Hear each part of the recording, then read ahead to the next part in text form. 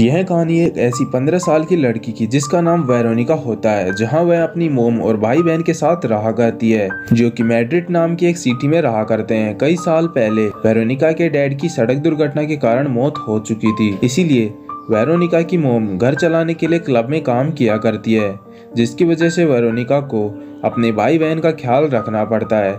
जहां साल 1991 में एक दिन सुबह जब वेरोनिका अपने भाई बहन के साथ तैयार होकर जा रही होती है, जहां आज के दिन सूरज ग्रहण लगने वाला था, जहां आज टीचर्स बच्चों को सूरज ग्रहण के पॉइंट व्यू के बारे में बताते हैं कि सूरज ग्रहण क्या होता है, जहां आज के दिन कुछ लोग किसी बुरी आत्मा को बुलाया करते थे, लेकिन वहीं वेरोनिका को देखते हैं जिसका टीचर द्वारा बताई गई बातों पर बिल्कुल भी ध्यान नहीं होता है। जहां वह अपनी फ्रेंड डोरा के साथ कहीं और जाने का प्लान कर रही होती है, जिसके बाद जब टीचर सभी बच्चों को सूरज ग्रहण दिखाने के लिए ऊपर ले जाती है, तो वहीं हम देखते हैं कि वेरोनिका अपनी फ्रेंड्स के साथ स्कूल के बेसमेंट में जाती है, जहां वे एक ओजा बोर्ड के सामने एक रेचर लेकर डोरा अपनी फ्रेंड की आत्मा को बुलाती है, जो कि कई साल पहले एक कार एक्सीडेंट में मर चुकी थी।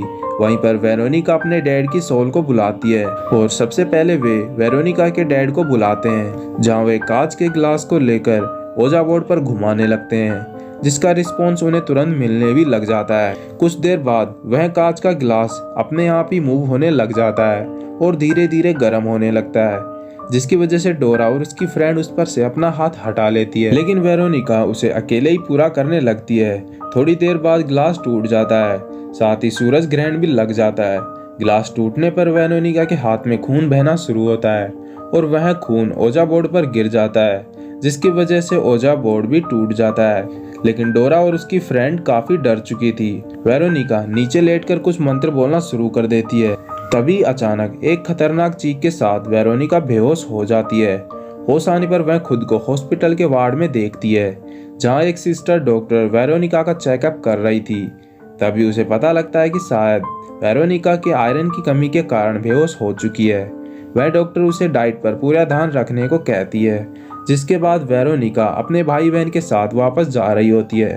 तब वेरोनिका देखती है कि एक टीचर उसे घूर रही है, लेकिन वेरोनिका समझ नहीं पाती है कि ऐसा कैसे हो सकता है, क्योंकि वह टीचर अंधी थी और सब उस टीचर को सिस्टर डेथ के नाम से बुलाया करते थे। घर आने के बाद वेरोनिका नोटिस करती है कि उसके साथ कुछ ना कुछ अजीब हो रहा होता है। जब वेरोनिका खाना खा रही होती है तो उसकी बॉडी अचानक फ्रीज हो जाती है और उसके शरीर पर किसी के पंजों के निशान भी दिखाई देते हैं। एक दिन फिर वेरोनिका अपने भाई को नहला रही होती है, तभी उसे अपने रूम से किसी के चीखने की आवाज़ सुनाई देती है।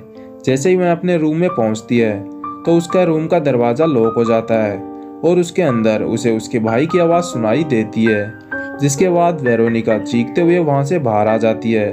तो वह देखते हैं कि उसके भाई का पानी काफ़ी गर्म हो चुका है, क्योंकि किसी ने हॉट नल का शावर ऑन कर दिया था।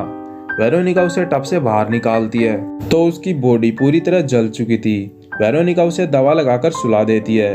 रात को वेरोनिका को काफी बुरा सपना आता है, जहाँ वह अपने सपने में अपने पिता को देखती है, जो कि धीरे धीरे एक ब्लैक डायमंड के अंदर बदल जाते हैं। वेरोनिका के ऊपर कई शैतान भी अटैक करने लगते हैं, जो कि उसके डैडी करवा रहे थे। अगले दिन वेरोनिका अपने स्कूल में जाती है तो वह देखकर काफी हैरान होती है कि उसकी फ्रेंड उसे इग्नोर कर रही है। जिसके बाद वेरोनिका वापस स्कूल के बेसमेंट में जाती है, जहाँ उसे सिस्टर डेथ मिलती है, जो उसे बताती है कि उस दिन उन्होंने अपने डैड की सोल की जगह किसी दूसरे शैतान की सोल को बुला लिया था और वह हमेशा अब उसके साथ ही रहता है। जहाँ वेरोनिका को वह बताती है कि मुझे भी ऐसे शैतान दिखा करते थे, इसीलिए मैंने अपनी आंखों को नुकसान पहुंचा लिया था। और वह वेरोनिका को यह भी बताती है अब तुम्हें ही अपने भाई बहन की देखभाल करनी होगी। यह सब जानने के बाद वेरोनिका अपने घर के चारों ओर प्रोटेक्शन सिंबल लगा देती है, लेकिन इनका कुछ भी फर्क नहीं पड़ता है, क्योंकि वह शैतान सभी सिंबल्स को जला देता है। और फिर जब वेरोनिका की बहन सो रही थी तब वह शैतान उसका गला दबाने की कोशिश करता है, लेकिन वेरोनिका उसे आकर बचा लेती है। लेकिन ऐसा नहीं होता है, दरअसल वह सब वेरोनिका ही कर रही थी, परंतु वेरोनिका उसे समझाती है कि हमारे घर में एक शैतान आ चुका है और यह सब कुछ वही शैतान कर रहा होता है। रात को वेरोनिका सोते समय एक और डरावना सपना आता है, जिसमें वह देखती है कि उसकी बहन उसकी खाल को पकड़कर खा रही होती है, साथ ही उसका भाई उसका गला दबाने की कोशिश करता है।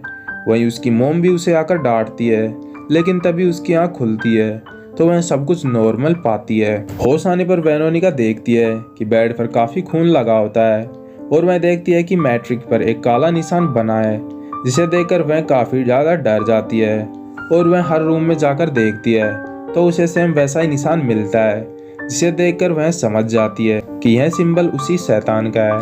फिर वेरोनिका को उसके भाई से पता लगता है कि उसके डैड उनसे मिलने आए थे और वे जल्द से जल्द उसे भी अपने साथ ले जाएंगे, लेकिन वेरोनिका अपने भाई को समझाती है कि उसे ऐसा बिल्कुल भी नहीं करना है और उसे अपने कान आंख बंद कर वेरोनिका को हेल्प के लिए बुलाना है। जिसके बाद वेरोनिका सिस्टर डेथ के पास जाकर उस शैतान से बचने का उपाय पूछती है। तब सिस्टर डेथ उसे बताती है कि तुम्हें उस रिचुअल को पूरा करना होगा, क्योंकि यही एक रास्ता है जिसके जरिए तुम उस शैतान को वापस भेज सकती हो। अब वह उस रिचुअल को पूरा करने के लिए अपनी फ्रेंड की हेल्प मांगती है, लेकिन इस बार डोरा उसकी मदद के लिए मना कर देती है। इसीलिए वेरोनिका डिसाइड करती है कि वह अपने भाई बहन के साथ उस रिचुअल को पूरा करेगी ताकि वह उन्हें बचा सके। जिसके बाद वेरोनिका उस ओजा बोर्ड को जोड़कर अपनी बहनों के साथ उस रिचुअल को पूरा करने लग जाती है। वहीं उसका भाई प्रोटेक्शन सिंबल लगाता है, लेकिन वह उसकी जगह अपोजिट सिंबल बना देता है, जहां वेरोनिका उस शैतान से कहती है कि तुम इस दुनिया को छोड़कर चले जाओ, लेकिन उस शैतान की सोल नहीं मानती है। फिर वेरोनिका कई मंत्रों को पढ़कर उस शैतान को भेजने लगती है। अभी वह सोल पूरी तरह उनके सामने आकर उन पर अटैक करना शुरू करती है, जिससे डरकर वेरोनिका पुलिस को कॉल कर हेल्प के लिए बुलाती है। तब वह शैतान उसके भाई को पकड़कर ले जाता है, जहां वेरोनिका अपनी बहनों को शैतान से बचाने के लिए घर से बाहर भेज देती है और वह अपने भाई को बचाने के लिए वापस घर के अंदर चली जाती है, जहां शैतान उसके भाई को उसके रूम में ले जाता है। लेकिन वेरोनिका का भाई उसके द्वारा बताए जाने पर सेम वैसा ही करता है जैसा वेरोनिका ने उसे कहा था कि तुम अपने कान आंख बंद कर मुझे हेल्प के लिए बुलाना। तब वेरोनिका के सामने वही शैतान आ जाता है। दरअसल यहाँ हमें एक राज का पता लगता है कि राक्षस उनके घर में ही नहीं बल्कि वेरोनिका की बॉडी में भी था और उसी ने गर्म पानी का नल चलाया था और वही थी जिसने उसकी बहन का गला दबाने की कोशिश की थी। यह सब जानकर वेरोनिका समझ जाती है कि यह सब उसी ने किया है, इसीलिए वो खुद को कांच के टुकड़े से मारने की कोशिश करती है, लेकिन वह शैतान उसे ऐसा करने से रोक लेता है क्योंकि वह वेरोनिका पर पूरी तरह हावी होना चाहता था। तभी पुलिस भी वहां आ जाती है, जो वेरोनिका को ऐसी हालत में देखकर काफी हैरान होती है, जहां वे देखते हैं कि वेरोनिका की बॉडी हवा में लटकी हुई है और वह बेहोश भी हो जाती है। जिसके बाद वेरोनिका और उसके भाई को पुलिस हॉस्पिटल भेजती है। तभी वहां एक डिटेक्टिव आ जाता है जो उनके घर में लगी वेरोनिका की एक फोटो को देखता है, जिससे उसे पता लगता है कि वेरोनिका अब इस दुनिया में नहीं रही। इसके बाद वह डिटेक्टिव उस केस की रिपोर्ट बनाता है, जिसके जरिए उसे पता लगता है कि यह एक ऐसा केस है जिसमें कि शैतान का जिक्र किया गया है और वह एक रियल रिचुअल के कारण हुआ है और वह एक ऐसा पहला केस है जिसमें भी डीमन का जिक्र किया गया है। एंड इसी के साथ यह मूवी यहीं पर खत्म हो जाती है। तो दोस्तों, आपको वीडियो कैसी लगी लाइक कर शेयर जरूर करें। हम मिलेंगे आपसे एक और नई वीडियो में।